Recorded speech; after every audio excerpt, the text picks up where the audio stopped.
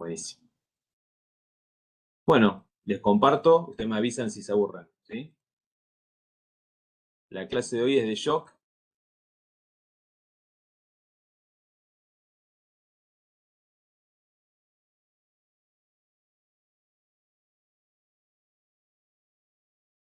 Ahí está. Están viendo la presentación, ¿verdad? Sí. Sí, sí. Buenísimo. Excelente. Bueno, entonces la idea es hablarles de shock hoy, ¿sí? Eh, Esto es algo triste para ustedes, este recuerdo, ¿sí? ¿Se acuerdan de esto de Arti 3, ¿no? La cascada del oxígeno, ¿sí? La famosa cascada del oxígeno.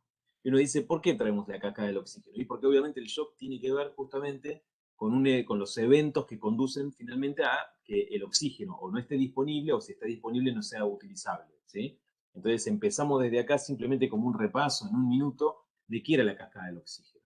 La cascada del oxígeno básicamente era el mecanismo fisiológico por el cual explicamos ese descenso que hay en la presión de oxígeno desde la atmósfera hasta la mitocondria, ¿sí? Dentro de la célula. Entonces nosotros decíamos que a nivel del mar la presión de oxígeno, ¿sí? Era de 159 milímetros de mercurio. ¿Por qué? Y bueno, porque nosotros sabemos que el oxígeno representa el 21% de todos los gases de la atmósfera, ¿sí? Y como todos los gases, digamos, ejercen una presión que es de 760 milímetros de mercurio, si yo hago el 21% de 760, me da 159, ¿sí? Entonces yo digo, la presión de oxígeno, acá a nivel del mar, estamos en 159 milímetros de mercurio. Pero resulta que, claro, cuando nos vamos adentro del alvéolo, la presión de oxígeno no es 159, es 104 milímetros de mercurio, ¿sí? Y ahí vemos ya la primera caída, una caída importante de oxígeno, de presión de oxígeno, ¿no? ¿Y por qué es esta caída? Bueno, como ustedes saben, ¿sí? Entre la atmósfera y obviamente el alvéolo, ¿sí? Hay toda una región, todo un espacio muerto, ¿sí? Primero, sí que hay que contabilizar. Segundo, las vías aéreas superiores humidifican, calientan el aire y generan lo que se llama el vapor de agua, ¿sí? Que no lo tomábamos en cuenta en otro momento. Y aparte, el alvéolo tiene dióxido de carbono, ¿sí? Porque lo estamos exhalando continuamente. Entonces, como el alvéolo tiene dióxido de carbono y vapor de agua, eso desplaza al oxígeno, ¿sí? Y nosotros podemos calcular la presión alveolar de oxígeno por la ecuación del aire alveolar, que fíjense, tomaba en cuenta el vapor de agua y tomaba en cuenta el dióxido de carbono, ¿sí?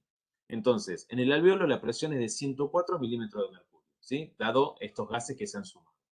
Ahora, si nosotros pudiéramos, digamos, medir la presión de oxígeno del capilar pulmonar, es decir, apenas, ¿sí? Estamos allí dentro del pulmón, tampoco es 104, sino que es 100 milímetros de mercurio. Hay una caída, aunque es leve, hay una caída, ¿sí? ¿Y a qué se debe que el alvéolo tenga 104 y nosotros en el capilar pulmonar 100? Bueno, obviamente a los fenómenos fisiológicos de difusión, ¿sí? La membrana alvéolo capilar obviamente tiene un determinado grosor, y aparte de eso, el oxígeno no es tan difusible como el dióxido de carbono, ¿sí? Entonces, entre que el oxígeno no es tan difusible, más la membrana alvéolo capilar que tiene que atravesar, eso genera que la presión de oxígeno en el capilar pulmonar sea un poquito menor que la que tenemos en el alvéolo. Ahora, nosotros a los pacientes no le vamos a sacar sangre del capilar pulmonar ni del alvéolo, ¿no? O sea, no vamos a medir la presión de oxígeno dentro del alvéolo, ¿sí? Aunque podemos, en teoría, ¿sí? Lo que nosotros hacemos a los pacientes cuando requerimos tomarle una muestra de sangre arterial, obviamente es tomarle una muestra de la arteria radial o de la arteria femoral, por ejemplo, ¿sí? Y cuando uno se va a esa muestra de sangre arterial, por ejemplo en la arteria radial, ve que la presión de oxígeno es de 95 milímetros de mercurio. Esa es la presión de oxígeno normal de un adulto, ¿sí? ¿Y por qué cayó? O sea, si desde el capilar alveolar hasta la arteria radial nada más, digamos, hay poco espacio, digamos, ¿no? No hay nada, digamos, en teoría que medie o que dificulte la llegada del oxígeno, ¿por qué la presión de oxígeno disminuyó, ¿sí? Y porque existe lo que llaman el shunt fisiológico.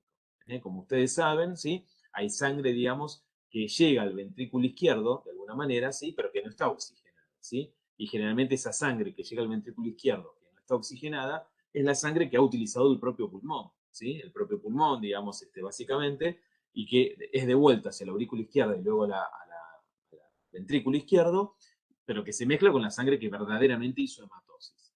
Ese shunt fisiológico es muy chiquitito, es un 1% del volumen minuto, ¿sí? Es chiquitito, pero alcanza como para bajar la presión de oxígeno de 100 a 95. Y si yo me voy a medir la presión de oxígeno dentro de la célula, ¿sí? Es muchísimo menor. Es muchísimo, muchísimo menor. ¿Está bien? Y si lo miro en la mitocondria, la presión de oxígeno es 1 a 2 milímetros de mercurio. Y con eso alcanza para que el oxígeno cumpla con todas sus funciones, ¿eh? Si yo quiero medir la presión de oxígeno en sangre venosa, ¿sí? Que habitualmente no se hace, eso no es necesario, digamos, pero quisiera medirla en sangre venosa, vería que la presión de oxígeno en la sangre venosa es de 40 a 45 milímetros de mercurio aproximadamente. ¿Sí? Entonces, esto es lo que se llama cascada del oxígeno, ¿sí? Que es un fenómeno fisiológico.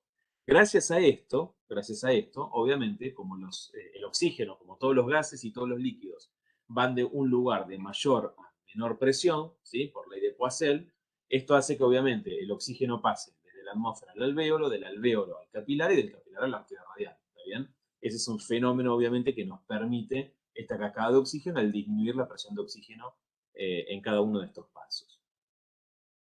Esto primero, ¿sí? Ahora, una vez que el oxígeno llegó a la célula, se metió dentro de la mitocondria, ¿no? ¿Para qué sirve, digamos? Bueno, nosotros decimos que el oxígeno es el mejor arquero que tenemos, ¿no?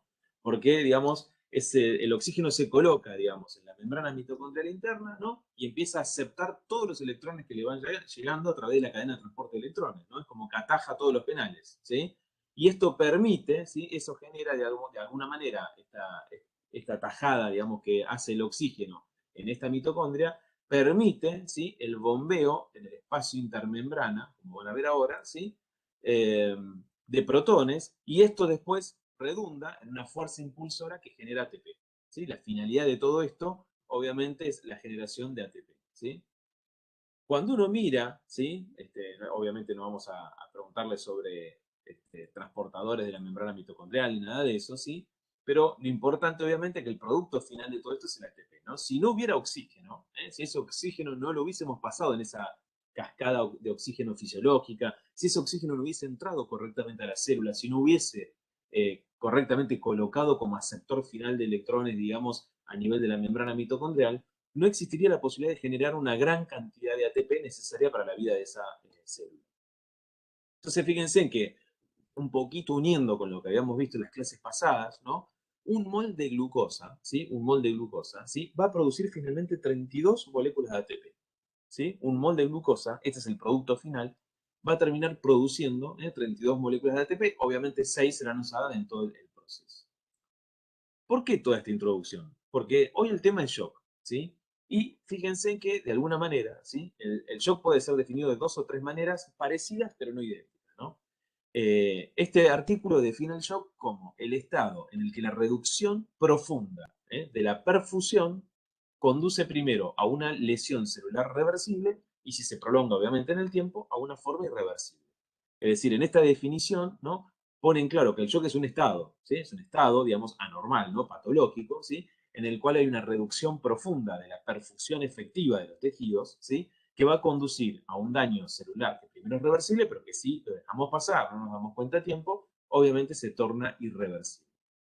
Ahora vamos a ver, digamos, un par de definiciones más, ¿sí? En este libro, ¿sí? Que es, digamos, básicamente cómo se maneja el shock, ¿sí?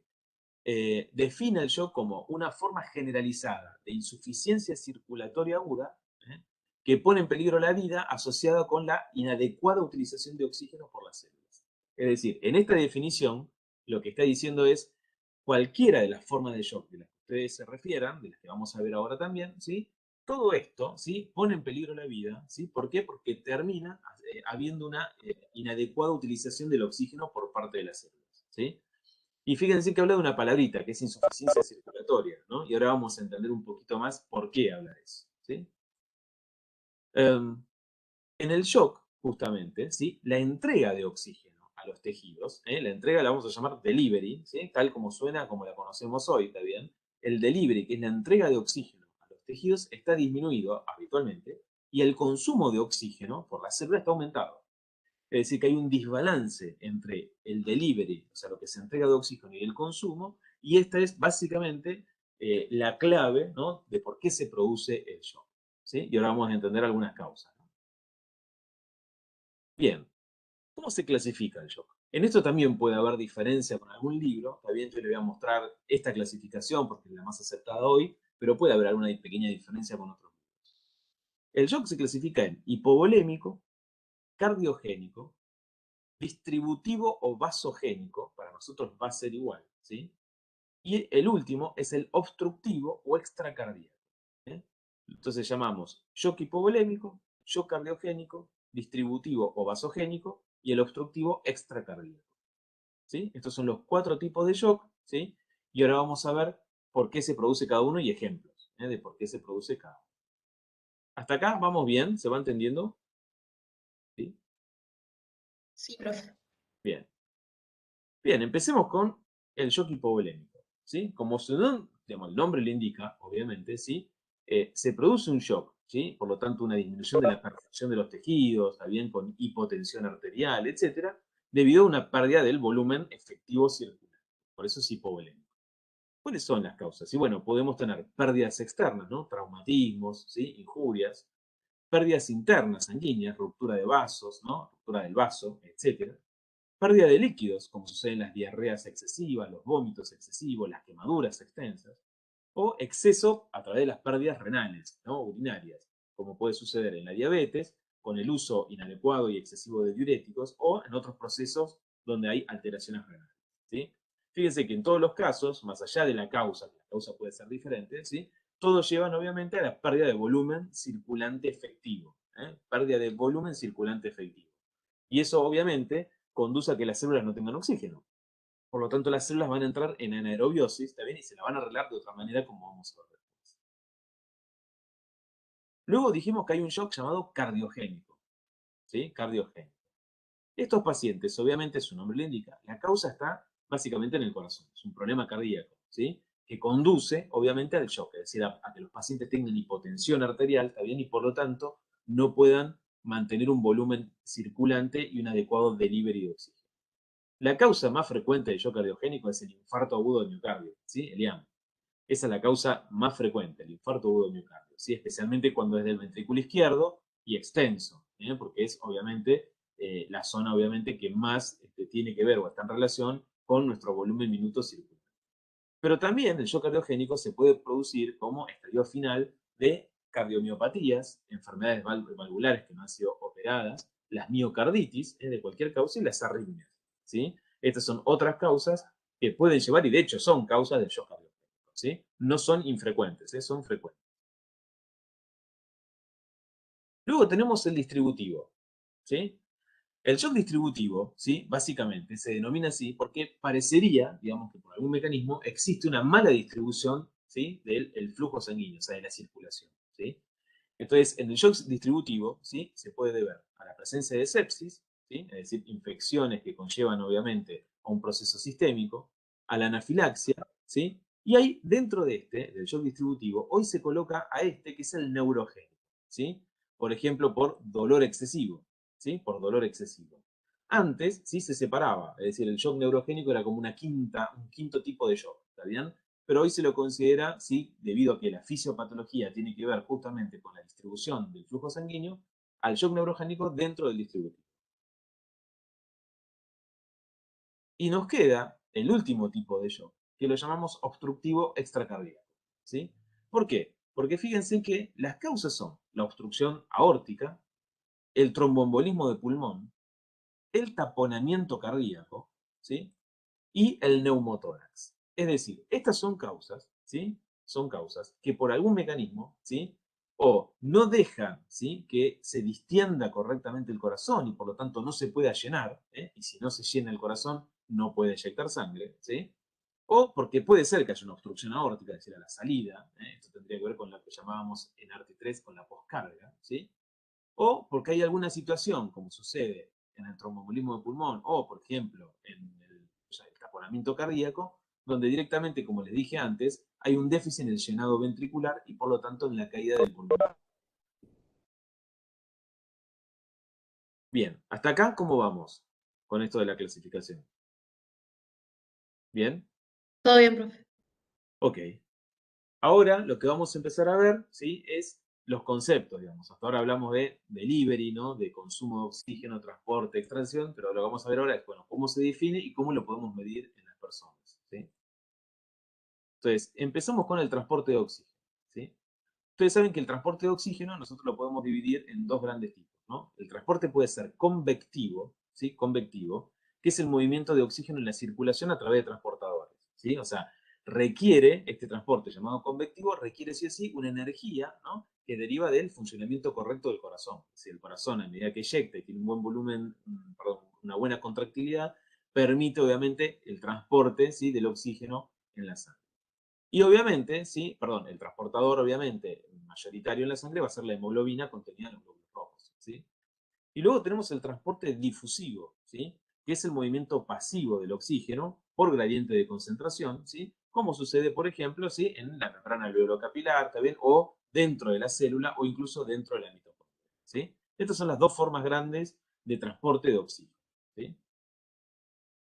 Bien, ahora, ¿sí?, cuando nosotros hablamos de transporte de oxígeno, tenemos que diferenciar lo que se llama capacidad de oxígeno de contenido de oxígeno. Son dos cosas que también vieron ustedes seguramente en respiratorio en la FP3, ¿sí? La capacidad de oxígeno, básicamente, ¿sí?, es, de alguna manera, medir toda la máxima posibilidad que tiene el oxígeno de ser transportado en la sangre. ¿Está bien? Entonces, en general, uno, cuando utiliza la capacidad, es una relación teórica, en realidad. Vamos a ver que es mejor hablar del contenido, ¿sí?, arterial de oxígeno. Pero, bueno, la capacidad de unión, como dice acá, la capacidad de unión del oxígeno a la hemoglobina, ¿sí?, ustedes saben que es la cantidad de oxígeno medido en mililitros que pueden ser transportados por 1 gramo de hemoglobina, ¿sí? Y acá, ¿sí?, tenemos un problema. ¿Por qué? Porque en forma teórica, ¿sí?, hay una constante llamada constante de Höfner, que es que nosotros sabemos que cada gramo de hemoglobina, ¿sí?, o sea, 1 gramo de hemoglobina del adulto, puede transportar 1,39 mililitros de oxígeno, ¿sí? Pero esto, en realidad, ¿por qué decimos que es teórico? Y la verdad es que no es real, porque en vivo, digamos, in vivo, este número puede variar entre 1,31 y 1,37, ¿sí?, mililitros. ¿Por qué? Porque nosotros no tenemos 100% de hemoglobina del adulto, no tipo 1, sino que tenemos otro tipo de hemoglobina, tenemos hemoglobina fetal de mínima concentración, menos de 1%, y seguramente en sangre hay momentos donde tenemos hemoglobinas mezcladas con otros elementos, ¿está bien? Entonces, este elemento teórico de 1,39 lo podríamos descartar para empezar a tomar otro valor, ¿sí?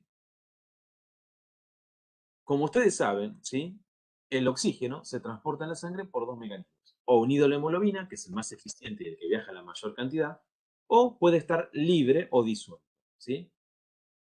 Obviamente, como ustedes también saben, ¿sí?, es el oxígeno libre o disuelto el que ejerce la presión parcial. Es decir, que cuando nosotros decimos que en la sangre arterial hay una presión de oxígeno de 95 milímetros de mercurio, hacemos referencia a este oxígeno libre, ¿sí?, o disuelto, que es muy poquito, pero suficiente para ejercer una presión en la sangre, ¿eh? Esa presión es fundamental, porque esa presión de oxígeno es la que le permite, por diferencia de presión justamente, involucrarse después dentro de la célula, dentro de la mitocondria, o pasar hacia otra estructura, ¿sí?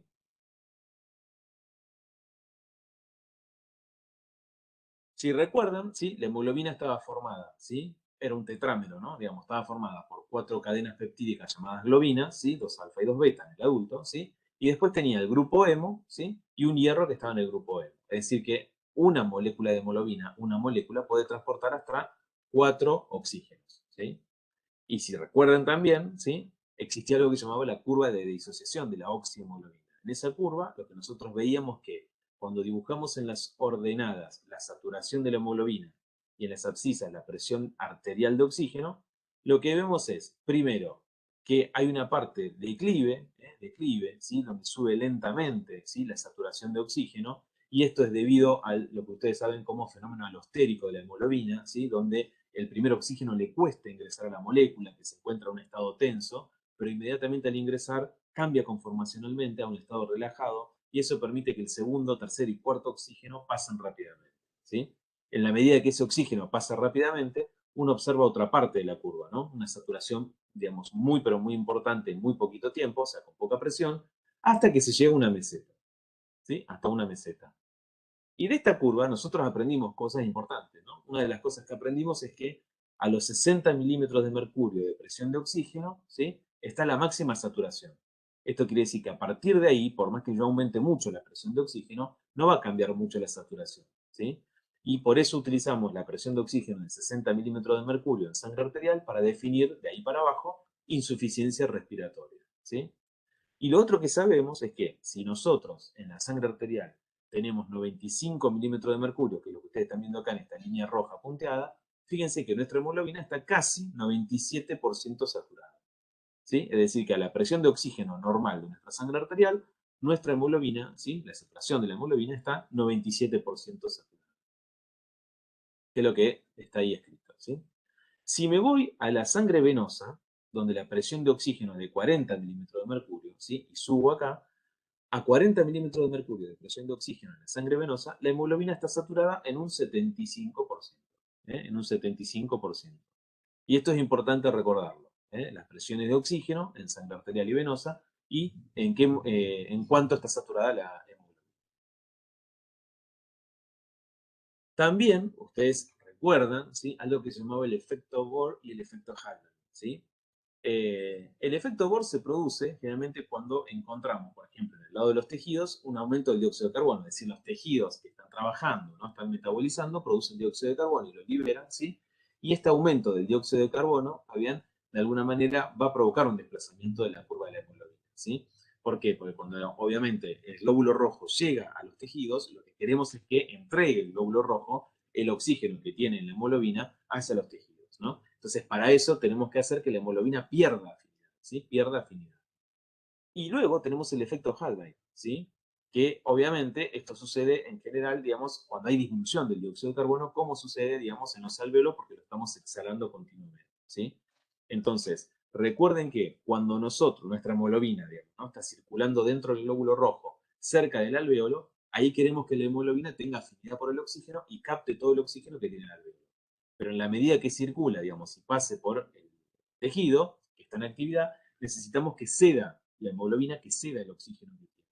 Para eso necesitamos que exista algún efecto sobre esa hemoglobina de desplazamiento de ese oxígeno, ¿sí?, para que pierda la afinidad.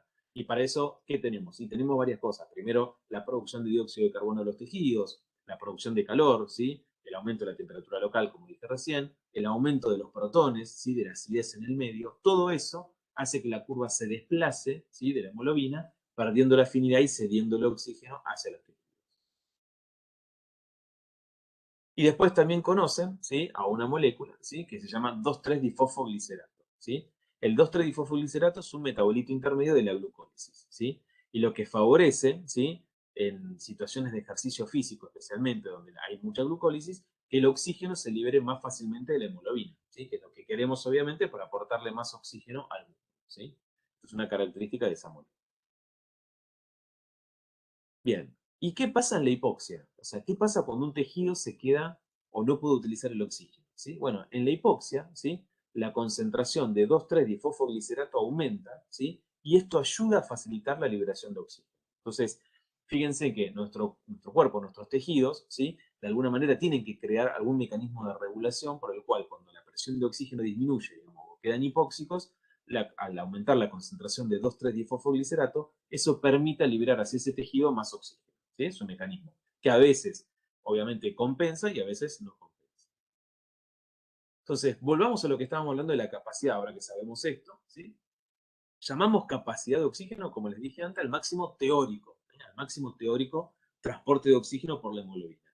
Y ya dijimos que si 1 gramo de hemoglobina transportara, ¿no?, 1,39 mililitros de oxígeno, los 15 gramos promedio de hemoglobina que tenemos cada 100 mililitros de sangre, tenemos que hacer una regla de tres simple y nos da que el máximo teórico, ¿sí?, de transporte de oxígeno por la hemoglobina van a ser 20,8 mililitros, ¿sí?, de oxígeno cada 100 mililitros de sangre, ¿sí? Obviamente con una hemoglobina de 15 gramos por ciento, ¿sí? ¿Por qué cada 100 mililitros de sangre? Porque esta hemoglobina es 15 gramos de hemoglobina cada 100 mililitros de sangre, ¿no? Por eso, ¿sí?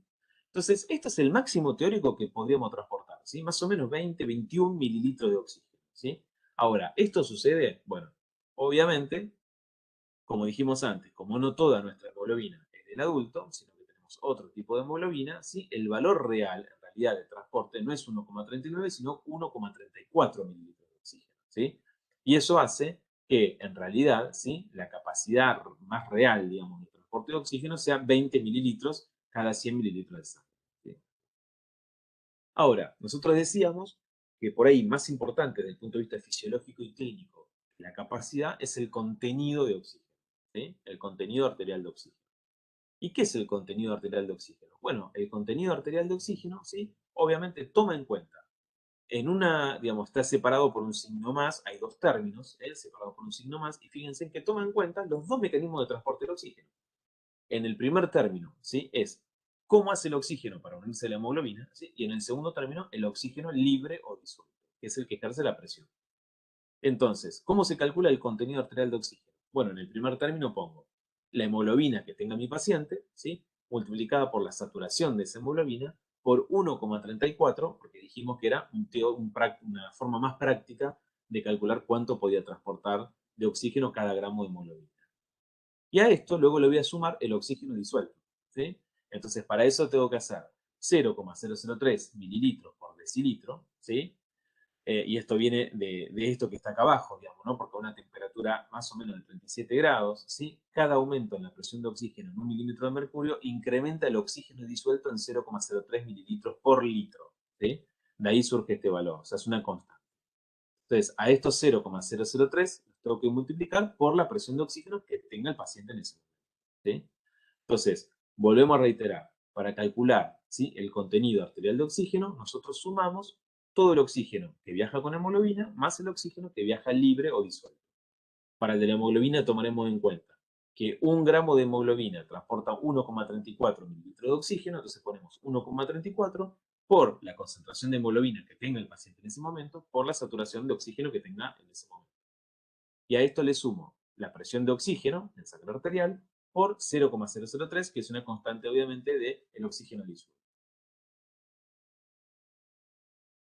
Bien, entonces como les dije recién, ¿sí? Ahí tienen explicado en la diapositiva lo que acabamos de decir, ¿no? Oxígeno unido a hemoglobina más el oxígeno disuelto. Perdón. Y fíjense que es aproximado, ¿no? El contenido, calculado así, es más o menos 19,9, o sea, 20 mililitros de oxígeno cada 100 mililitros de sangre. Veamos la diferencia entre la sangre arterial y venosa, ¿sí? Para hacer algunos cálculos después. La presión de oxígeno en la sangre arterial nosotros sabemos que es más de 90, ¿no? 95 milímetros de mercurio. En la sangre venosa es 40 milímetros. La saturación de oxígeno, perdón, la saturación de la hemoglobina, ¿no? De oxígeno, hemoglobina, en sangre arterial es 97, 98%, en la sangre venosa es 70%, ¿sí? Dijimos que esto no importa porque es separado por términos, ¿sí? Pero que el contenido, ¿no? El contenido total de oxígeno en la sangre arterial es más o menos 20 mililitros cada 100 mililitros de sangre, mientras que en la sangre venosa es de 14,8 mililitros cada 100 mililitros de sangre, ¿sí? Entonces, ahora sí, si yo transporto, ¿sí? 19,9 o 20, si quieren redondear, 20 mililitros de oxígeno, ¿sí? 20 mililitros de oxígeno cada 100 mililitros de sangre, ¿sí?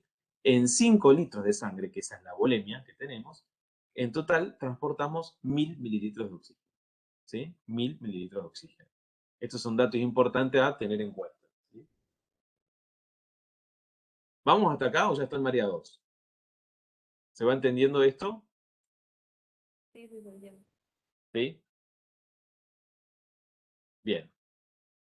¿Y cómo se calcula la saturación de oxígeno? Obviamente, ustedes me van a decir por el saturómetro, que es más fácil, lo pongo en el dedito, perfecto. Pero obviamente también se puede calcular, cuando tomo una muestra de sangre arterial, también me viene el valor de la saturación, ¿no? Entonces, obviamente, ¿sí? Para hacer la saturación de oxígeno, lo que tengo que hacer es la hemoglobina, perdón, unida a oxígeno, dividido la hemoglobina total, ¿sí? Es decir, la hemoglobina que está completamente oxigenada sobre la hemoglobina total en la sangre, ¿sí? Como si fuera una regla de 3 simple, eso me da la saturación de oxígeno. ¿Sí? Bien. Y sabiendo todo esto, vamos a nuestro término famoso. ¿Qué es el delivery de oxígeno? ¿Sí? O sea, ¿cómo calculo la entrega de oxígeno a los tejidos? Calcular el delivery o entrega de oxígeno a los tejidos. Bueno, es, digamos, relativamente fácil el cálculo cuando uno tiene a mano todas las herramientas para hacerlo, ¿no? Básicamente el delivery de oxígeno es el producto, o sea, la multiplicación del volumen minuto, ¿sí? Por el contenido arterial de oxígeno. ¿Sí? El volumen minuto por el contenido de oxígeno, ¿sí? Y eso es el delivery, ¿está bien? Fíjense que en algunos libros, ahí yo lo escribí, ¿sí? Dice, el término correcto a usar sería despacho de oxígeno, ¿sí? ¿Por qué? Dice, porque el delivery, ¿no? Parece como si todo el oxígeno, ¿no? Que se transporta y que se libera va a ser usado por las células, ¿está bien? Y en realidad el delivery uno tiene que tener cuidado porque que haya un buen delivery de oxígeno, una buena entrega de oxígeno, no quiere decir que la célula lo deje entrar, ¿está bien? bien? Es como si ustedes piden comida en un delivery, obviamente, y después cierran la puerta, ¿está bien? O sea, que el delivery llegue, ¿está bien? No quiere decir que ustedes después consuman lo que trae el delivery, ¿sí? Eso es lo que queremos decir. Bien, ¿y de cuánto es? Fíjense en lo siguiente, ¿sí? La extracción de oxígeno en las células habitualmente, ¿sí? Es 25%, ¿sí? Esa es la extracción habitual en general, ¿no? Tomando todo el organismo, ¿sí? Y rara vez, en algunas situaciones, exceden los 75%, ¿sí? Eso es un dato para saber, para entender esto, ¿sí? Entonces, lo que les decía recién, cuidado, porque el delivery de oxígeno no significa ni garantiza el uso del mismo, ¿sí? Como dijimos antes, puede ser que llegue muy bien, pero que después la célula no puede usarlo y ahora vamos a entender por qué, ¿sí? Entonces, el delivery describe la carga de oxígeno que se lleva a los tejidos en cada minuto y, como les dije, es el producto del volumen minuto por el contenido arterial de oxígeno, ¿está bien? Y se lo multiplica por 10, ¿está bien? Eso es simplemente para convertir el contenido arterial, como dice acá abajo, de mililitros decilitro a mililitros. ¿Bien? Pero básicamente el delivery es volumen minuto por contenido arterial, ¿sí? Entonces, si yo digo que el volumen minuto de una persona es 5 litros por minuto, ¿sí? Lo multiplico por toda la fórmula del contenido arterial, que como ustedes saben tenía un término que era el unido a la hemoglobina, por otro término que era el oxígeno libre, ¿sí? ¿Y cuánto me da ese delivery? Bueno, lo que hicimos antes del cálculo, ¿sí? Que habitualmente el delivery de oxígeno es casi 1000 mililitros de oxígeno por minuto, ¿sí? Esto, por supuesto, es un dato que se entregan, digamos, que se transportan y liberan a los tejidos 1000 mililitros por minuto, es un dato global, ¿sí? Hay tejidos, obviamente, que tienen flujos regionales, digamos, o variaciones regionales, ¿está bien? Porque cada tejido va a responder según la necesidad metabólica que tenga en ese momento.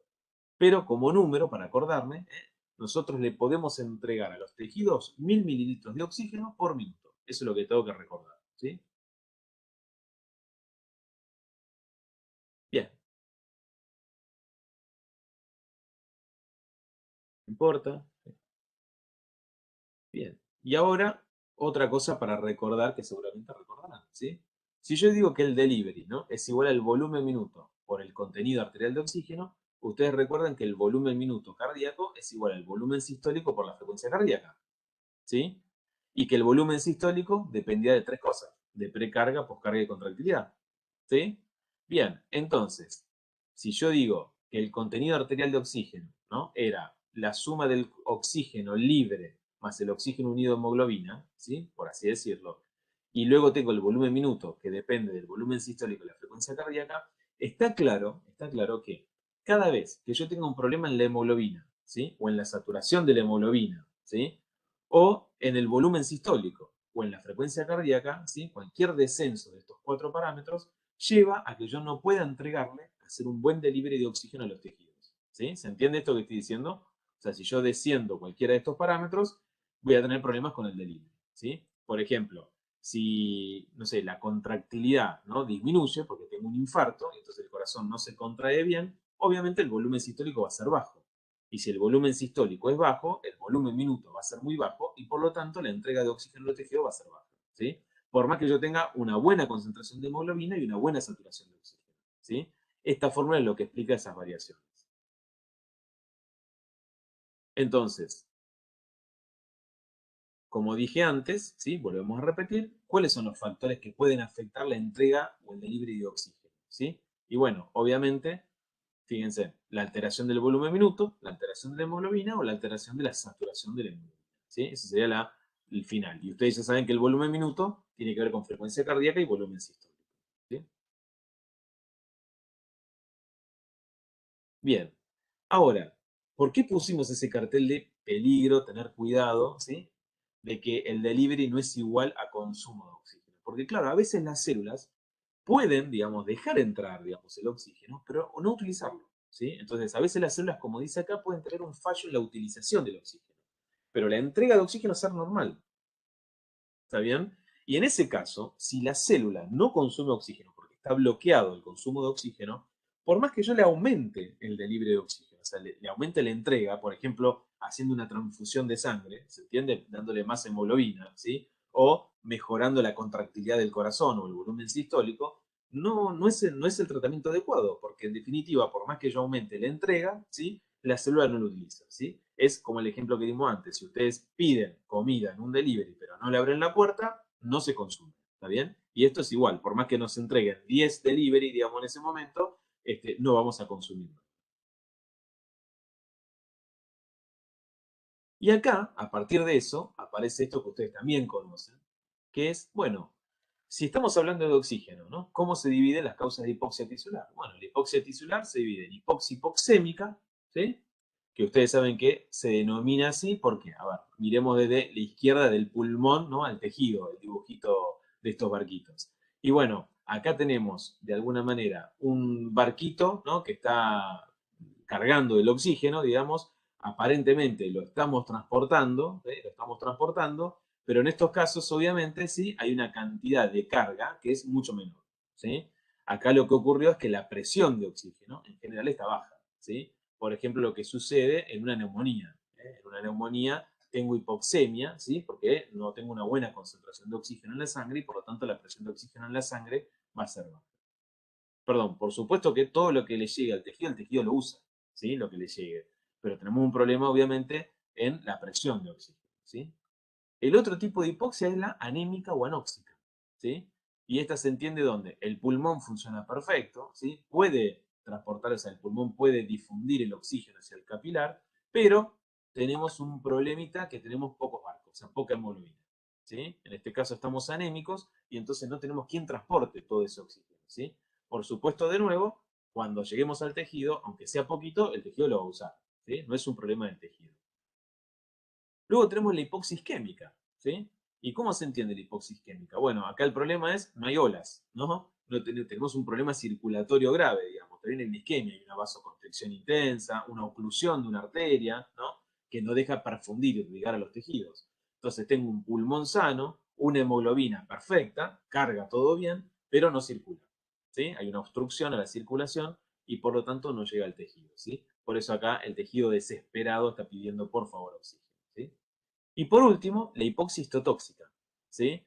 Que este es, digamos, el ejemplo de lo que decíamos recién, cuidado con pensar que el delivery es igual a consumo, ¿no? En la hipoxia histotóxica, el pulmón está sano, le pasa muy bien todo el oxígeno a la hemoglobina, la cantidad de hemoglobina es perfecta, el oleaje es perfecto, o sea, la circulación es perfecta, ¿sí? Pero el problema es que hay bloqueo en el tejido, o sea, el tejido por ahí deja meter el oxígeno, pero no lo utiliza, ¿sí? Esto sucede en muchas intoxicaciones, como por ejemplo en los chiquitos con aspirina, ¿no?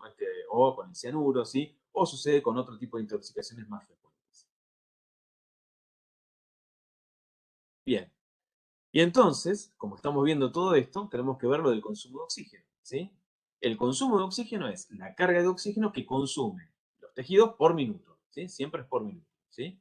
Y el consumo de oxígeno se puede calcular, digamos, a través de análisis directo de gases respiratorios, indirectamente mediante un principio de Fick, ¿está bien? Midiendo el contenido arterial y el contenido venoso. ¿Por qué decimos que se puede medir indirectamente con estas dos cositas, el contenido arterial y el contenido venoso? Bueno, porque si yo sé lo que hay en la arteria y sé lo que hay en la vena, ¿no? Lo que me falta en la vena es lo que se consumió, en teoría, ¿sí? Por lo menos es en principio lo que uno puede deducir de esto, ¿sí? Como el oxígeno, dice acá, no se almacena, ¿sí? Aunque el consumo de oxígeno es lo que ingresa desde los capilares al tejido, mide el oxígeno consumido y metabolizado por los tejidos. Entonces, ¿qué tenemos que hacer? Tenemos que hacer esto, calcular el contenido arterial de oxígeno y el contenido venoso de oxígeno.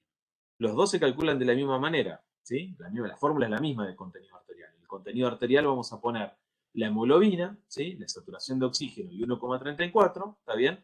Y abajo también vamos a poner lo mismo, ¿sí? La diferencia, ¿cuál va a ser? Que mientras el 1,34 es igual, la hemoglobina es igual, la saturación venosa de oxígeno es 70-75, mientras que acá la saturación arterial es 95, ¿sí? Y obviamente acá también es diferente. ¿Por qué? Y porque acá estamos en presión arterial de oxígeno, que va a ser 95, y acá abajo en presión venosa de oxígeno, que va a ser 40, ¿sí? Entonces, fíjense que cuando yo hago este cálculo del contenido arterial de oxígeno, me da, como dijimos antes, 20, ¿no? Redondeando, 20 mililitros de oxígeno cada 100 mililitros de sangre. Pero cuando hago el cálculo del contenido venoso, me da casi 15, ¿no? 15 mililitros de oxígeno cada 100 mililitros de sangre. ¿Está bien? Entonces, la diferencia, o sea, cuando yo quiero calcular el consumo de oxígeno, lo que tengo que hacer es multiplicar el volumen minuto, porque es lo que va a hacer circular, obviamente, al oxígeno, ¿sí? Multiplicado por la diferencia arteriovenosa. O sea, tengo que restar el contenido arterial menos el venoso y a eso multiplicarlo por el volumen minuto. ¿Sí? Esa es la fórmula que tengo que hacer. Nadie les va a pedir en el examen que ustedes hagan los cálculos, ¿está bien? ¿Sí? Lo que tienen que entender es el razonamiento de esto, ¿sí? Entonces, fíjense en lo siguiente. Si el volumen minuto de una persona es de 5 litros por minuto, ¿sí? 5 litros por minuto. Y yo tengo un contenido arterial que es redondeando 20 y un contenido venoso que es redondeando 15. Yo puedo hacer 20 menos 15, 5, ¿no? Más o menos me da que 5 por 5 es 25. Es decir, el consumo de oxígeno normal en los adultos está entre 200 y 300 mililitros por minuto, ¿sí? En forma práctica, nosotros decimos que el consumo de oxígeno es 250 mililitros de oxígeno por minuto, ¿sí? Es decir que si yo decía que el delivery, la entrega de oxígeno al tejido por minuto de 1000 mililitros de oxígeno, ¿no? 1000 mililitros de oxígeno por minuto, y consumo por minuto 250, si yo paro el corazón en este momento, ¿no? A los 4 minutos ya no me queda nada. ¿Se entiende? Porque si cada minuto yo consumo 250, ¿está bien? Y me entregan 1000 mililitros, si ahora se para el corazón, o sea, ya no tengo volumen minuto, ¿no? Lo que me van a quedar son esos 1000 mililitros en ese minuto de oxígeno disponibles. Y bueno, si yo cada minuto consumo 250, en 4 minutos lo acabé. Así que más o menos, es para que uno se dé una idea, que esos son los 4 minutos de oro que uno tiene para hacer resucitación pulmonar, ¿no? O cardiopulmonar cuando un paciente está en paro cardiorrespiratorio. Bien, obviamente hay factores que alteran el consumo de oxígeno, hay factores que aumentan el consumo. Cuando yo tiene ejercicio, el consumo de oxígeno aumenta, ¿no? Especialmente en los tejidos como el corazón, el músculo esquelético, ¿sí? En el trauma, o sea, por ejemplo, en las cirugías y en los pacientes quemados, el consumo de oxígeno aumenta, ¿sí? Por el estrés mismo, por la liberación de hormonas, etc. Por eso eso es muy frecuente también de ver que pacientes con riesgo cardiovascular elevado, ¿sí? Pueden infartarse durante una cirugía, ¿está bien? Y se entiende porque el consumo de oxígeno aumenta, digamos, en estos pacientes. En la inflamación y la sepsis, ¿sí? En la hipertermia, o sea, cuando tenemos fiebre, ¿sí? Porque se acelera el corazón, se acelera el metabolismo, ¿sí? Cuando hay dolor, agitación, temblor, ¿sí? Todo esto genera un aumento del consumo de oxígeno. Y hay factores que disminuyen el consumo de oxígeno en muchos tejidos. Por ejemplo, cuando estamos sedados o cuando nos damos analgesia, ¿sí? Cuando hay bloqueo neuromuscular, ¿sí? Cuando usamos antipiréticos o estamos en hipotermia, ¿sí? En la hipovolemia, ahora van a entender por qué disminuye el consumo, no está bueno que pase eso, ¿sí? En el shock, que es lo que estamos viendo nosotros, y en la ventilación mecánica, en el sentido en que ponemos a descansar muchos tejidos para nosotros apoyarlos mecánicamente en forma externa. Bien, y prometo que termino con las fórmulas, después les muestro el gráfico, ¿sí? Hay otro concepto en shock que es muy, pero muy importante, que es lo que se llama extracción de oxígeno, ¿sí? ¿Y por qué es importante la extracción de oxígeno? Porque nosotros ya vimos lo que es el delivery, la entrega de oxígeno, y vimos el consumo, ¿está bien? Pero ¿cómo sabemos efectivamente, ¿sí? Que, digamos, ese oxígeno entre la arteria y la vena verdaderamente fue extraído y consumido en forma cierta, digamos? Entonces, la extracción de oxígeno es casi lo mismo que medir, por alguna forma decirlo, el consumo de oxígeno, ¿sí? Pero obviamente en porcentaje. Por eso decimos que la extracción de oxígeno es la fracción de oxígeno que es liberada, ¿sí? Y que es usada por los tejidos, ¿sí? Entonces la extracción de oxígeno sería el porcentaje o fracción, ¿sí? De oxígeno que es liberada, o sea, el delivery de oxígeno usado por los tejidos. Entonces, ¿cómo se calcula la extracción de oxígeno? Y hago la división entre el consumo de oxígeno sobre el delivery de oxígeno. ¿Está bien? Vuelve a ser una regla de tres simple, ¿está bien? Es como decir, si lo que yo le entrego al delivery es 100%, ¿no? El consumo de oxígeno, ¿cuánto es? X. Entonces sería consumo de oxígeno por 100 sobre delivery. ¿Está bien? Esa es la fórmula, ¿sí? La fórmula general, ¿sí? En forma rápida, ¿sí? Uno puede, ¿sí? Puede calcular la extracción de oxígeno calculándolo con las saturaciones. Entonces pone saturación, diferencia entre la saturación arterial y la venosa sobre la saturación arterial, ¿está bien? Pero quédense con la idea de esta, ¿no? Que la extracción de oxígeno tiene que ver con el consumo de oxígeno, ¿sí? Y con la entrega, el delivery de oxígeno. ¿sí? ¿Vamos hasta acá? Bien. Si el consumo de oxígeno es 250, ¿sí? Vamos a redondearlo, 250, ¿sí? Y el delivery de 1000 mililitros, ¿sí? Yo hago 250 dividido 1000, ¿está bien?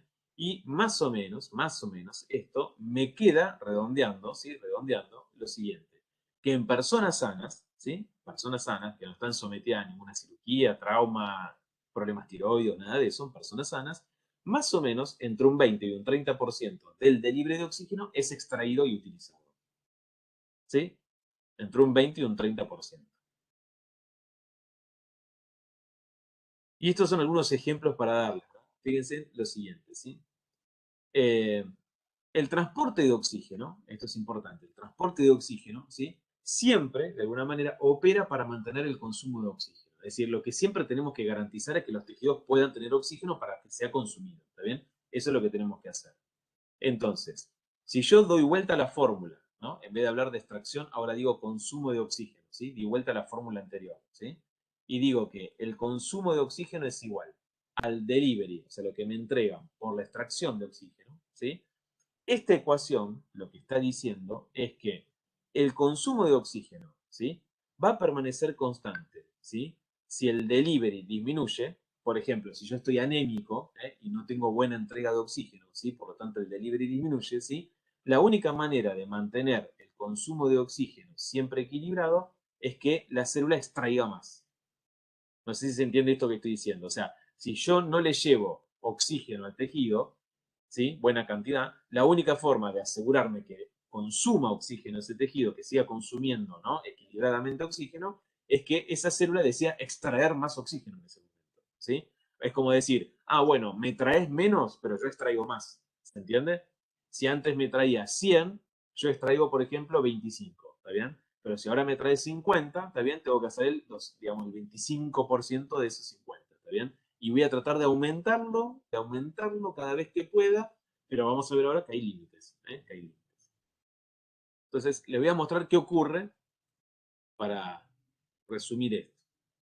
Esta curva, ¿sí? Esta curva, y prometemos que con esta parte de la clase terminamos con esto de la curva y la extracción, ¿sí? Es una curva que se usa muchísimo, muchísimo para explicar en fisiología del shock, fisiología del oxígeno, ¿está bien? Y la van a ver mucho en medicina interna, en sepsis y obviamente en terapia intensiva, ¿sí? Fíjense lo que estamos graficando. En la ordenada se grafica el consumo de oxígeno, ¿sí? El consumo de oxígeno, ¿sí? Que si ustedes recuerdan, el consumo de oxígeno es 250 mililitros por minuto, ¿sí? Ese es más o menos un número normal. Y en la abscisa se grafica el delivery de oxígeno, que ya dijimos que eran 1000 mililitros de oxígeno por minuto, ¿sí? Aproximadamente. Entonces, esta curva, ¿sí? Esta curva se lee de la izquierda a la derecha. ¿Está bien? O sea que vamos a partir de acá, del punto que yo estoy marcando acá, ¿sí? Entonces, ¿qué me está diciendo este punto? Que mientras yo, digamos, tenga un delivery de oxígeno, ¿sí? Más o menos aceptable, el consumo de oxígeno se mantiene estable en una meseta. A medida que va bajando, ¿sí? A medida que va bajando el consumo, perdón, el delivery de oxígeno, a medida que va bajando la entrega de oxígeno a los tejidos, ¿sí? Fíjense que hasta este punto, de acá hasta acá, el consumo de oxígeno se mantuvo. ¿Sí? Se mantuvo. Y se mantuvo, ¿por qué? Porque los tejidos lo que van haciendo es un ajuste en la extracción de oxígeno que hacen. ¿Sí? Un ajuste en la extracción de oxígeno. ¿Sí? Ahora, hay un punto, que es esto que ustedes ven acá, ¿sí? Este punto, que se llama punto crítico. ¿Sí? Tiene un nombre propio y se llama punto crítico de Owls, ¿sí? O-W-L-E-S, Owls. ¿Por qué es el punto crítico? Porque lo que está marcando ese punto es que, ojo, cuando llegamos acá, ¿sí? Que si yo bajo un poquito más la entrega de oxígeno, o sea, el delivery, ¿sí? Por ejemplo, me vuelvo mucho más anémico, ¿sí? O tengo un infarto agudo de miocardio muy severo, ¿sí? Ya la célula, ¿sí? No va a poder extraer más porque llegó al máximo de lo que puede extraer. Eso es lo que está indicando este punto. O sea que, ojo, ¿sí? Que cuando caiga mucho la entrega de oxígeno a los tejidos, ¿sí? La célula no es que puede seguir extrayendo más y más, sino que llegó a un punto donde la célula dice, mira, yo hasta acá puedo extraer, más no puedo, ¿sí? Y entonces, si la célula, cuando le llega menos, ya no puede extraer más, ¿está bien? Entramos en esta parte de la curva que es la hipoxia tisular. Es decir, el consumo de oxígeno empieza a disminuir porque la célula, primero, porque no le llega, y segundo, porque ya no puede extraer más. ¿Sí? Entonces, vuelvo a repetir el cuadro una sola vez más. Empiezo de la izquierda a la derecha, ¿sí? Y lo que tenemos que acordarnos es que mientras se mantenga, digamos, el delivery de oxígeno más o menos estable, ¿sí? El consumo de oxígeno se mantiene estable. ¿Por qué si el delivery, o sea, por qué si la entrega de oxígeno disminuye, el consumo de oxígeno se mantiene estable? Y porque la célula extrae más. O sea que cuando la célula sensa que le están mandando menos oxígeno, captura más oxígeno. ¿Se entiende? Se asegura la cantidad de oxígeno que necesita, extrayendo más. Pero la extracción de oxígeno no es ilimitada, tiene un punto crítico. Hay un punto crítico en el cual, si yo sigo bajando la entrega de oxígeno en los tejidos, la célula ya no puede extraer más y ahí aparece la hipoxia tisular. ¿Sí? La hipoxia tisular. ¿Corta? Bien. Y en definitiva, digamos, ¿no? Digamos, ¿cómo podemos medir, digamos, cuáles son marcadores de oxigenación tisular inadecuada? Porque si ustedes quieren medir que el oxígeno está bajo en la sangre, toman una muestra de sangre y miden la presión de oxígeno. Eso es fácil. Si la presión de oxígeno está en menos de 95, ya saben que está hipoxémico. ¿Está bien? Ahora, ¿cómo sabemos que el tejido está hipoxémico? ¿Se entiende? Esta es la pregunta, porque el tejido es mucho más difícil de medir, ¿sí? Bueno, para eso hay marcadores indirectos, ¿sí? Los marcadores de oxígeno que se pueden usar son el consumo de oxígeno, que lo podemos medir indirectamente, ¿sí? Con cuentas, a veces con fenómenos, mecanismos invasivos, con dilución, etc. Otro es hacer la diferencia arteriovenosa de la saturación, ¿sí? Fíjense acá, saturación arterial menos venosa, ¿sí? Y cuando esta es mayor a 50%, ¿sí? Está indicando que hay una oxigenación en los tejidos inadecuada, ¿sí? O cuando la saturación venosa de oxígeno es menor al 50%, menor al 50%. Estos son parámetros, ¿no? Indirectos que hablan de que la oxigenación en los tejidos es inadecuada. Pero también, y esto es lo que más se usa, muy frecuentemente ustedes van a usar, digamos, en clínica médica, hay marcadores químicos. Y uno es el lactato. Ese es el que más se utiliza. O sea, uno mide ácido láctico y cuando el ácido láctico es mayor a 2 milimoles litro, en algunos textos van a haber más de 4 milimoles litro, el ácido láctico lo que está indicando es que la célula no está usando oxígeno, o sea, está en glucólisis anaeróbica. ¿Sí?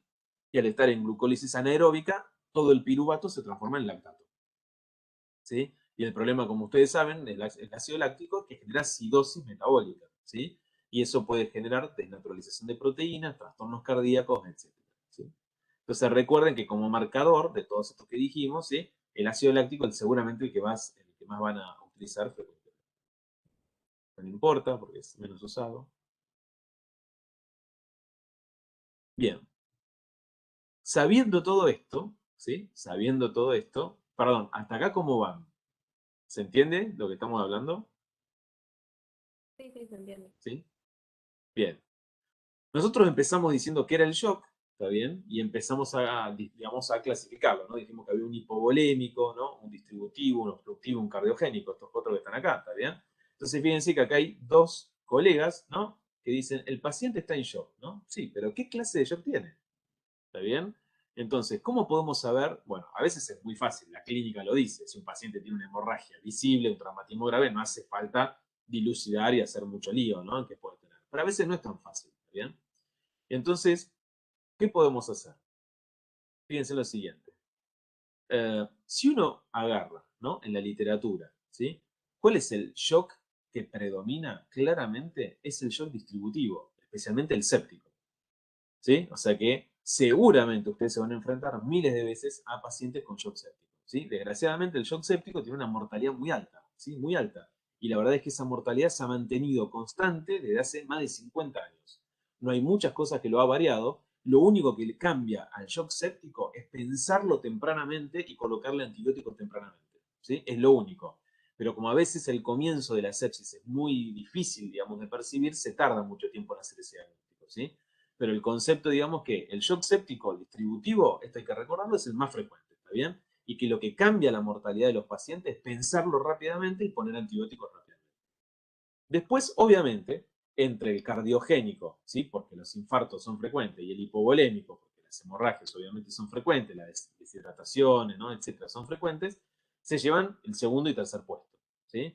Y luego están los otros. El obstructivo es el que menos frecuentemente uno ve, ¿está bien? No, digamos, a veces son graves, digamos, pero son que menos vemos habitualmente. Bien. Pensemos entonces cómo hacemos el diagnóstico, porque ahí la colega estaba preguntando, ¿qué tipo de shock tiene? ¿No? Entonces, digamos, shock distributivo. ¿Sí? Shock distributivo. Bueno, en el shock distributivo, ¿sí? Lo que ocurre, ¿sí? O vasogénico, ¿sí? Es el mismo. Lo que ocurre fisiopatológicamente es que hay un tono vascular disminuido periférico, ¿sí? Es decir, hay como si fuera una vasodilatación periférica enorme, ¿está bien? Y eso provoca que haya una mala distribución del flujo sanguíneo a los tejidos, ¿sí? A los órganos. Entonces, la resistencia vascular sistémica está baja.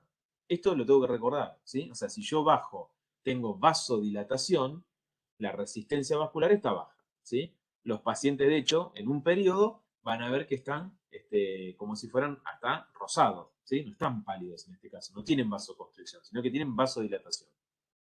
La presión arterial, como la resistencia está baja, está disminuida, ¿sí? Eso define el shock, la presión arterial baja, ¿sí? Porque si ustedes recuerdan, presión arterial es igual a volumen minutos por resistencia periférica. Y si la resistencia periférica dijimos que está baja, la presión está baja. Y el volumen minuto va a ser variable, ¿sí? ¿Por qué variable? Y habitualmente está aumentado porque trata de compensar, ¿sí? Trata de compensar obviamente el corazón generando mayor gasto cardíaco o volumen minuto, ¿está bien? Entonces habitualmente está aumentado, ¿sí? Y por último, ¿sí? Si ustedes miden la presión capilar pulmonar, ¿sí? La presión capilar pulmonar va a estar normal o baja, ¿sí? Acá no tiene mayor relevancia esto, digamos, pero sí lo anterior, ¿no? Digo, recuerden que en el shock séptico uno que espera encontrar que los pacientes tengan presión arterial muy baja, ¿sí? Por eso está en shock, que esa presión arterial está baja por una resistencia vascular muy disminuida, ¿sí? Justamente ¿por qué? Porque hay un tono vascular que está disminuido periféricamente. Hay una gran vasodilatación y no podemos controlar eso, ¿sí?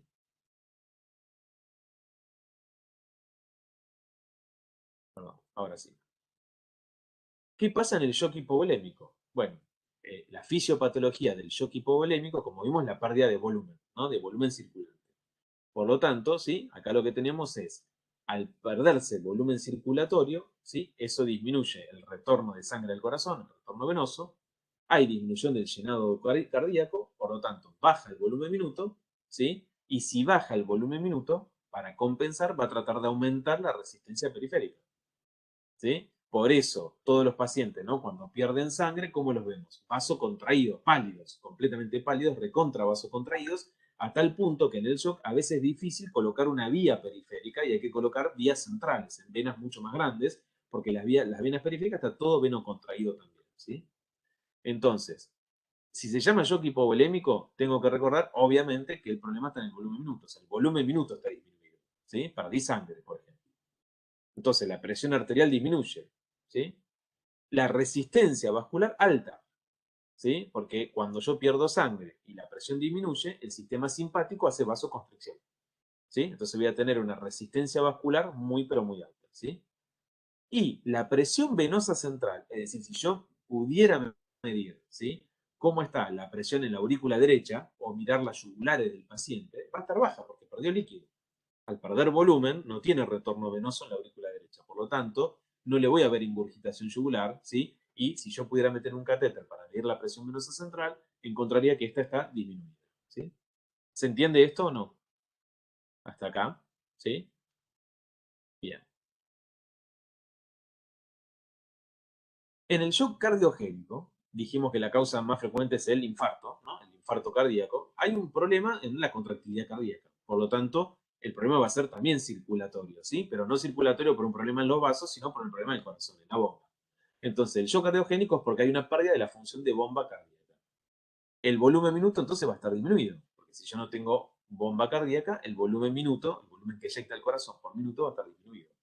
Por supuesto, la presión arterial disminuye y la resistencia va a estar alta, ¿sí? Igual que en el anterior, el sistema simpático va a tratar de compensar para mantener la presión arterial, aumentando la resistencia periférica, ¿sí? Entonces va a estar alta, ¿sí?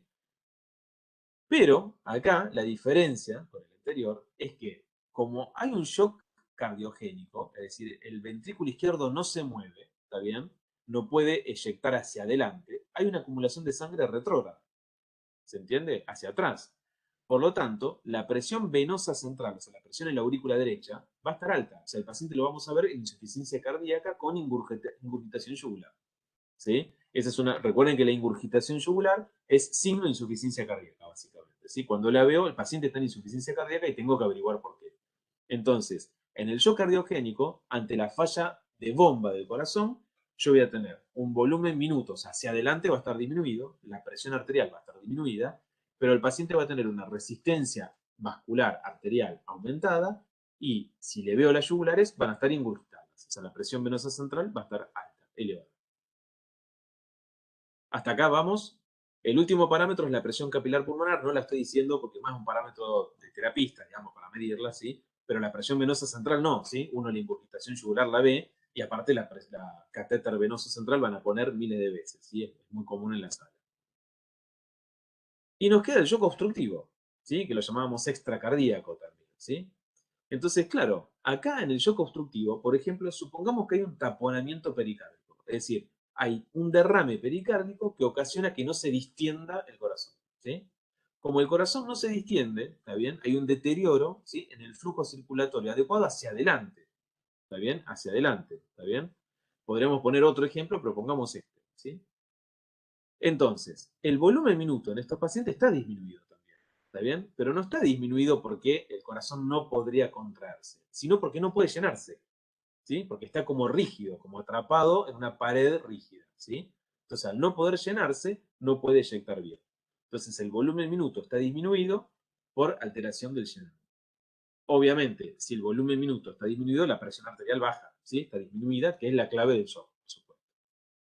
La resistencia va a estar alta, porque cuando los tejidos, ¿no?, interpreten, che, no hay sangre, ¿está bien? Lo que van a decir los tejidos, el simpático enseguida promueve un aumento de la presión arterial, ¿está bien? Por medio de la vasoconstricción. Y el tema es que acá la presión venosa central está alta. O sea, si el paciente, ¿no?, tiene el corazón rígido, ya completo, y no deja que se llene, el corazón acá adentro está a alta presión. Entonces, pequeños aumentos del retorno venoso significan un aumento enorme de la presión intracavitaria dentro del corazón. Entonces, la presión venosa central suele ser elevada, ¿sí? Suele ser elevada. Estos pacientes con taponamiento, de hecho, lo que van a ver es que tienen ingurgitación yugular permanente, como si la yugular estuviera ingurgitada y no descendiera nunca. ¿Por qué? Y porque no puede bajar la sangre a un corazón que está rígido y no la acepta, ¿sí? Entonces tienen ingurgitación yugular permanente, ¿sí? Permanente. ¿Se entendió esto o no? ¿Sí? Entonces, claro, hoy tenemos una ayudita adicional, ¿no? Lo que pasa es que cuando estamos con un paciente en shock, muchas veces no la tenemos esa ayudita. Ahora les cuento cuál es esa ayudita. Primero, ¿qué hacemos si llega un paciente que está con presión arterial disminuida, ¿no? Y yo sospecho que está en shock el paciente, ¿no? Bueno, lo que tengo que hacer es resucitar, es una forma de decir, ¿no?, que usamos los médicos, cuanto antes ese paciente, ¿no? O sea, no perder mucho tiempo en investigar la última causa que puede tener, sino digo, el paciente tiene hipotensión arterial, ¿no? Lo primero que tengo que pensar es, bueno, tendré que pasarle líquido, eso es lo primero que tengo que hacer, ¿no? O sea, pensar que es lo más fácil para sacarlo de ese lugar. Entonces, a menos, ¿sí?, que se revierta rápidamente, ¿sí?, yo tendría que colocar un catéter, ¿sí?, para monitorear la presión arterial y, como le dije antes, un acceso venoso central. Por lo menos esto, ¿no? O sea, medir la presión arterial con el tensiómetro y medir, digamos, colocar una vía central, ¿sí? Es decir, a través de la yugular que llegue hacia la aurícula derecha, ¿está bien? ¿Por qué? Porque una vez que yo coloque la vía central, esa vía central me va a decir si adentro del corazón hay mucha sangre o hay poca sangre, ¿sí? O sea, obviamente, si el paciente tiene ingurgitación yugular alta, es muy evidente, pero si no la tiene, cuando yo coloque la vía central y la vía central me indique que tiene una presión muy alta, una presión venosa central muy alta, a ese paciente probablemente no le pueda pasar más líquido. Porque si él tiene ya un corazón, ¿sí?, que está lleno de líquido, yo le paso más líquido, lo más probable es que lo empeore, ¿sí? Entonces, ahí viene un poquito lo de la ayuda que yo le decía, ¿está bien? Cuando nosotros decimos resucitar al paciente, ¿sí?, la regla mnemotécnica es VIP, ¿no? O sea, es ventilar, o sea, administrarle oxígeno, ¿sí?, digamos, infundir líquidos, ¿está bien?, darle líquidos si lo requiere, o agentes vasoactivos, es decir, si el paciente tiene un problema en la contracción cardíaca, ¿sí?, yo no le puedo pasar líquido, porque que por más que le pase líquido, el corazón no se mueve. Entonces lo que tengo que hacer es ayudar a mover el corazón. Y para eso voy a tener que usar drogas inotrópicas, ¿sí? Inotrópicas positivas. Bien, perdón. Antes de pasar, les estoy mintiendo, les estoy diciendo ahí viene la ayudita y todavía no les digo qué es la ayudita, pero bueno. Entonces, esto es para seguir repasando, ¿no? El paciente llega con hipotensión arterial, ¿está bien? ¿Yo qué cosas voy a examinar? Bueno, voy a ver signos de hipoperfusión tisular, ¿sí? Entonces digo, a ver, ¿tiene hipoperfusión tisular? ¿Está pálido, no? ¿Está cerrado, digamos, ese paciente? ¿Sí? Bueno, si está presente, lo que puedo pensar es shock circulatorio, ¿está bien? Si está ausente en si hay hipotensión crónica, si hay síncope, si es otra cosa, ¿está bien? Ahora, ¿qué es lo que voy a mirar en un paciente en shock? No importa qué tipo de shock. Por supuesto, cómo está la conciencia, ¿no? Cómo está el nivel mental, si le está llegando suficiente oxígeno a nuestro sistema nervioso, ¿sí? Si está taquicárdico, está bien como respuesta cardíaca, ¿sí? O si está bradicárdico, ¿no? Porque por ahí está sumamente bradicárdico y esa es la causa de la hipotensión. ¿Cómo está la piel? ¿No? Si está pálida, si está cianótica, así que le falta claramente oxigenación, o si está, como dijimos antes, más rozagante, rosada, como sucede en la vasodilatación. Si está orinando o no está orinando, ¿no? Porque si obviamente no está orinando el paciente, indica que no tiene flujo sanguíneo renal, también por eso no filtra nada, ¿sí? Y por supuesto, miro las yugulares, ¿sí? Siempre la yugular, ¿sí? Si puedo medir rápidamente, voy a medir el lactato, que dijimos que es el marcador bioquímico más fácil que se hace en todos lados, ¿está bien? Para medir si están ácidos celulares. Entonces, fíjense, y ahora sí vamos a la ayuda. Yo coloco una vía central, o sea, mido la presión venosa central, y está baja, ¿sí? Y acá está la ayuda. Hoy hay ecocardiograma en todos lados, ¿está bien? Yo puedo hacer un ecocardiograma en el momento, ¿sí? Entonces, el ecocardiograma me dice que las cámaras del corazón son pequeñas y la contractilidad es normal o alta, ¿sí? Entonces, ¿qué puede pasar si yo tengo una presión venosa central baja, o sea, la aurícula derecha no está llena, ¿se entiende? No hay un problema dentro del corazón, y el ecocardiograma me dice que el corazón parece sano, parece normal, ¿está bien? Bueno, esto es shock hipovolémico, ¿sí? O sea, perdió sangre, por eso tiene la presión venosa central baja y el corazón está sano, ¿bien? Ahora, si la presión venosa central, ¿sí? Es alta, o sea, el paciente tiene, por ejemplo, ingurgitación yugular, ¿sí? Y una presión venosa central muy alta, y el ecocardiograma me dice que las cámaras cardíacas son grandotas y que no tiene buena contractilidad, eso es shock cardiogénico, ¿sí? O sea, si el corazón no se mueve, si no se mueve, obviamente la presión venosa central va a estar alta, la ingurgitación yugular va a estar presente, ¿sí? Y ojo, que el ecocardiograma es fundamental, fundamental para el shock obstructivo, ¿sí? Porque me va a indicar si hay un derrame pericárdico y si ese derrame pericárdico está obstruyendo al corazón o no lo está obstruyendo, ¿sí? Entonces, el ecocardiograma también es de muchísima ayuda para hacer el diagnóstico del shock obstructivo, ¿sí? Del shock obstructivo.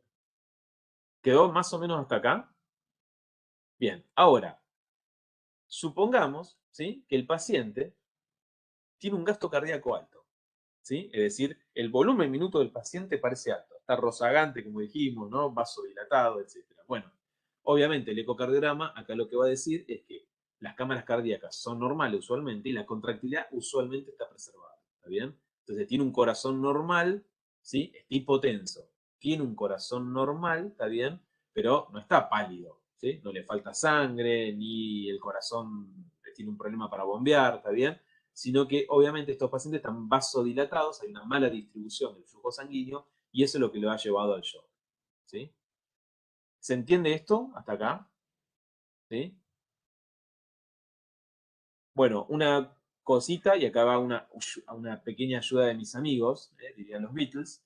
Eh, en los exámenes solemos tomar algo de esto, ¿no? Por ejemplo, si un paciente tiene, por ejemplo, no tiene ingurgitación yugular, ¿sí? Eh, y no sé, tiene melena, ¿sí? Por así decirlo, ¿cuál será el tipo de shock que va a tener el paciente? Entonces uno dice, bueno, si tiene melena perdió sangre, ¿no? Y si tiene encima una presión venosa, o sea, no tiene ingurgitación yugular, esto es un shock hipovolémico, ¿sí? ¿Se entiende? Si un paciente presenta, ponele, un infarto agudo de miocardio, ¿sí? Le decimos qué tipo de shock tiene, bueno, se llama shock cardiogénico, ¿sí? ¿Y qué puede tener el shock cardiogénico? Y es fácil. Primero, la presión venosa central siempre es alta, Recuerden que si el corazón no se contrae, toda la sangre se la queda a él, ¿sí? Por lo tanto, va a tener ingurgitación yugular, ¿sí? Entonces va a tener ingurgitación yugular o presión venosa central alta, ¿sí? Y obviamente el volumen minuto va a estar disminuido, ¿sí? Disminuido. Esos son tipos de preguntas que pueden aparecer, ¿está bien? Son para que piensen en estas 4 cositas que están acá, en estas 4 cosas que están acá. Y obviamente, si no tienen esta ayudita, que es el cuadro, ¿no? En el shock hipovolémico, el volumen minuto o gasto cardíaco está disminuido, ¿sí? Porque perdió sangre. Entonces la presión venosa central está disminuida. ¿Cómo está la resistencia vascular periférica? Aumentada porque hay vasoconstricción. En el shock cardiogénico, ¿cómo está el volumen minuto? Disminuido porque no se contrae el corazón. Ahora, ¿cómo está la presión venosa central? Alta porque el corazón está lleno de sangre que no bombea. Y si no bombea, ¿cómo va a estar la resistencia arterial? Alta. En el obstructivo, ¿cómo va a estar el volumen minuto? Bajo, ¿sí? Por eso baja la presión arterial. La presión venosa central está alta porque el corazón se está quedando con esa sangre y la resistencia vascular sistémica está elevada, ¿sí? ¿Cómo diferencio estos dos en el cardiogénico y el obstructivo? Obviamente, el cardiogénico se debe a causas como el infarto agudo de miocardio, ¿está bien? Y el obstructivo, un derrame pericárdico severo, ¿está bien? Pero son diferencias, ¿está bien? Son dos cosas completamente diferentes, ¿sí? Y perdón, me queda el distributivo, ¿sí? ¿En dónde? El problema en el distributivo es que la resistencia vascular sistémica está muy baja, ¿sí? Muy, pero muy baja. Entonces, al estar muy baja, ¿sí? Eso hace que el volumen minuto trate de compensar. Entonces puede estar normal o elevado, ¿sí? Normal o elevado, ¿sí? Y la presión venosa central habitualmente disminuida, ¿sí? Pero acá la clave lo hace la resistencia vascular sistémica. Profe, una consulta de lo... ¿De esto? Sí, escucho. Sí, no, del cuadrito. Del cuadrito que estaba recién. Ah, perdón. No, no pasa nada. Mi pregunta era en el shock distributivo. Pues, obstructivo, perdón.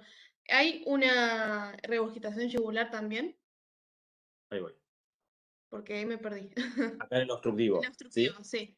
Sí, esto va a ser así, mira, el obstructivo puede ser, hay diferentes causas, ¿no? Si en el obstructivo es por, como dijimos, un taponamiento cardíaco, ¿sí? O sea, donde Sí. el corazón no se puede distender, ¿sí? No puede relajarse, entonces vos vas a tener ahí que sí va a aparecer por acumulación de sangre y aumento de la presión, que va a tener ingurgitación yugular permanente, ¿sí? ¿Se Bien, entiende eso? sí. ¿Sí? Entonces, En, eso cam- es lo más frecuente de ver, digamos, ¿está bien? en cambio, en el cardiogénico no era permanente. Claro, el La cardiogénico vas a presión. tener ingurgitación yugular, pero no está sostenida, o sea, es ida y vuelta, digamos, ¿no? Va y sube y baja, digamos, esa Claro, ingurgitación yugular, ¿sí? está ¿Se bien. entiende? ¿Se Gracias. entiende? Y, perdón, y otra cosita, ¿no? Obviamente, en el shock cardiogénico, suponete que es por un infarto agudo de miocardio, ¿no? El paciente se presenta habitualmente con dolor precordial, con un electrocardiograma que está alterado y con las enzimas cardíacas elevadas, ¿no? Eso te da Claro. una pauta muy importante, ¿sí? Y si vos haces el ecocardiograma, el problema está que el ventrículo izquierdo no se contrae, no es que tiene un derrame pericárdico, ¿sí? En el Bien. obstructivo, ¿sí? El problema es que es como si no saliera sangre, ¿se entiende? Como si estuviera obstruido ese corazón, digamos, de alguna manera, ¿sí? Otra causa de shock obstructivo, que yo la nombré, pero no expliqué el mecanismo, es el tromboembolismo de pulmón, ¿sí? ¿Por qué el tromboembolismo de pulmón? Bueno, porque cuando hay un tromboembolismo de pulmón, ¿sí? Ustedes imagínense que el trombo, ¿no? Se desprendió de la circulación, impactó en la arteria pulmonar. Se cierra, o sea, está obstruida la arteria pulmonar, ¿sí? Por lo tanto, el ventrículo derecho, ¿sí? Sufre un proceso de dilatación aguda, ¿sí? El ventrículo derecho, cuando sufre un infarto o cuando hay un tromboembolismo de pulmón, se dilata agudamente. ¿Y qué hace el ventrículo derecho al dilatarse? ¿Sí? Desplaza el tabique interventricular, ¿sí? Entre el ventrículo derecho y izquierdo, lo desplaza hacia el ventrículo izquierdo. Entonces, al desplazar el tabique hacia el ventrículo izquierdo, me queda que la cámara derecha, el ventrículo derecho está dilatado, pero el ventrículo izquierdo está chiquito. Y ese ventrículo izquierdo que está chiquito, que ha quedado colapsado, digamos, digamos parcialmente cerrado, obviamente recibe menos retorno venoso. Aparte de todo esto, es que la arteria pulmonar está obstruida, por supuesto, y al no mandar sangre al pulmón, no vuelve sangre que haya hecho hematosis, ¿no? Entonces, el mecanismo de las patologías es diferente, pero a todos se lo llama obstructivo. Gracias, profe. Bueno, como decimos nosotros, ¿no? En fisiología, ¿está bien? ¿De qué se muere una persona que tiene una patología, que se murió de muerte natural, que se murió por un accidente de tránsito? Nos morimos todos de hipoxia, ¿no? Finalmente, la hipoxia es el final, ¿no? Por eso dejamos esta clase siempre como medio para el final, para entender esto, ¿sí? ¿Se entendió esto más o menos? Sí, profe.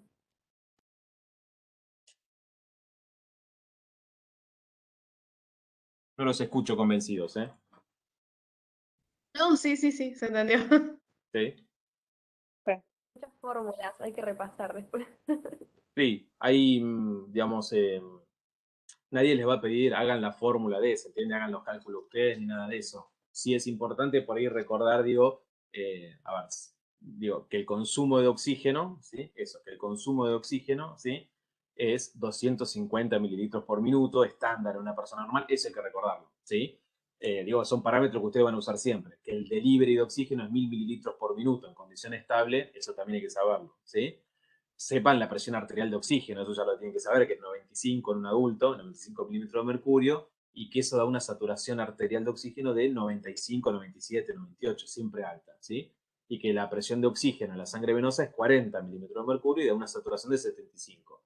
Esos parámetros, digamos, no para esta materia, digo, para todo, digamos, lo tienen que saber, sí que tienen que aprender.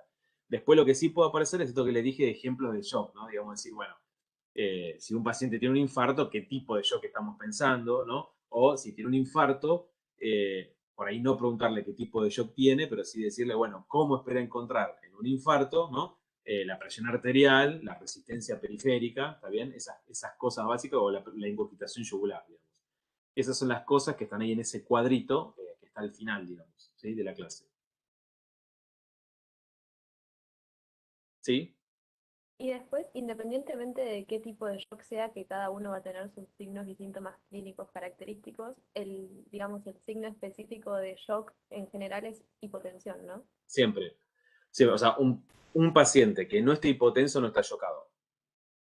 ¿Se entiende? ¿Sí? O sea, si vos encontrás un paciente que lo ves con fiebre, 40 grados, con escalofríos, lo que fuera, pero le tomás la presión y tiene 130, 80, no está hipotenso. ¿Está bien? Podrá estar séptico, pero todavía no llegó al shock séptico. ¿Sí? Porque en el shock, en general, lo que ocurre para definirlo es que los pacientes suelen estar hipotensos y vos los reanimás con líquido, le pasás líquido y no recupera la presión.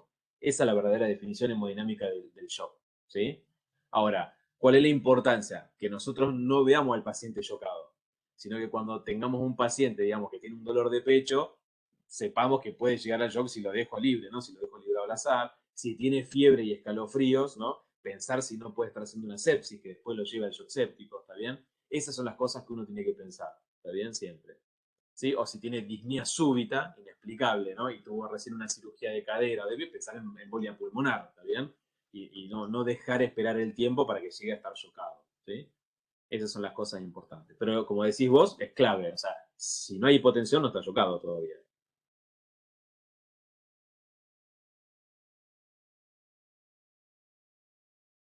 ¿Alguna duda, pregunta? ¿No? Bueno, yo lo que voy Profe, a hacer es voy a abrir un entonces, foro. Sí, escuchan, perdón, justo iba a decir, entonces lo que es la presión de capilar pulmonar no le prestamos tanta atención, es más que nada No, gasto no. cardíaco. Bien. No, o sea, al gasto cardíaco sí, porque, digamos, es el volumen Sí, sí, minutos, ¿sí? sí, sí. Pero la presión capilar no se preocupen tanto porque, digamos, nosotros habitualmente, como clínicos, digamos, no medimos la presión capilar, la intuimos, pero no la medimos, digamos, ¿no? Eso se mide con catéter de Swan-Ganz, que es un catéter metido a través de, digamos, que llega hasta el capilar pulmonar, digamos, ¿no? O cercano a él, digamos. Y eso se mide en terapia, y la verdad es que cada vez se utiliza menos el catéter de Swan-Ganz, ¿sí? Porque cada vez hay más elementos que ayudan, digamos, obviamente, que uno haga el diagnóstico no invasivo, ¿sí? No invasivo. ¿Está bien?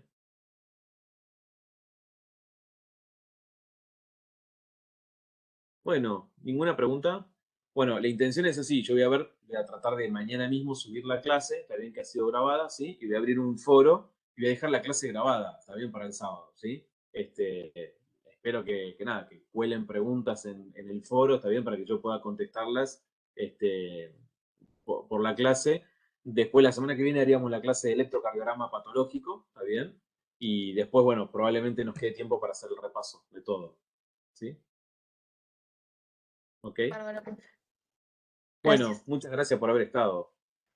Gracias a usted, profe. Gracias por dar la clase igual. No, por favor, no. Muchas gracias a ustedes. Chao, Un profe. beso y cuídense Adiós. mucho. Chao. Chao. Chao, profe. Gracias, profe. Hasta luego.